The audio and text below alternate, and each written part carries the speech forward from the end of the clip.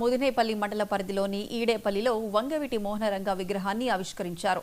ఈ కార్యక్రమంలో రంగ తనయుడు రాధారంగ పాల్గొని విగ్రహాన్ని ఆవిష్కరించారు.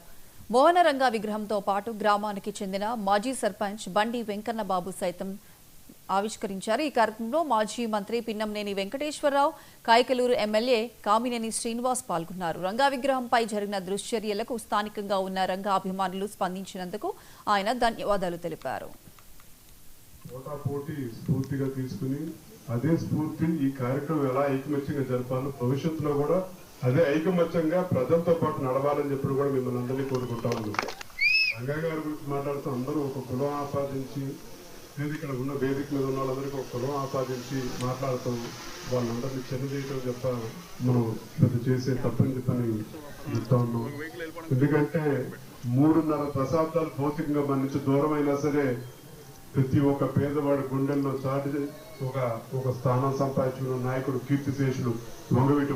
ఆయన కేవలం 85 నుంచి 88 దాకా శాసనసభ్యుల కింద ఉన్నారు. అంటే 3.5 సంవత్సరాల పాటే ఉన్నారు.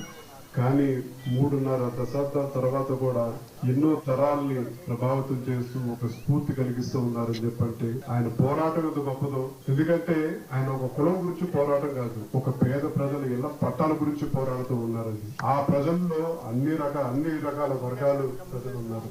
ఇవాళ దాకా ప్రజల కోసం పోరాడారు కాబట్టి ప్రజలందరూ గుర్తుంచుకుంటా ఉన్నారు.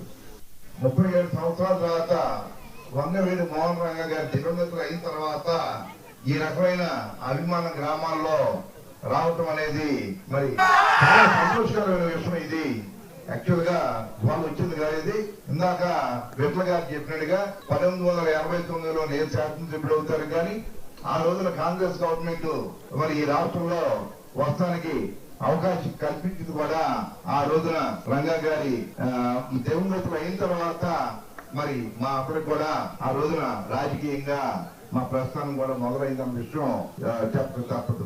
అలాగే రంగా గారి సతీమణి అలాగే రాధా గారు ఇద్దరు కూడా నేను 2004లో శాసనసభ్యుడిగా అయినప్పుడు వీళ్ళిద్దరితో కూడా నాకు సన్నిహిత సంబంధాలు ఉన్నాయి. ఆమెతో ఇప్పుడు కూడా అలాగే రాధా గారితో కూడా ఎప్పుడు కలిసినా కూడా మరి ఎప్పుడు కూడా చాలా స్నేహభావంతో మాట్లాడుతూ ఉంటాను.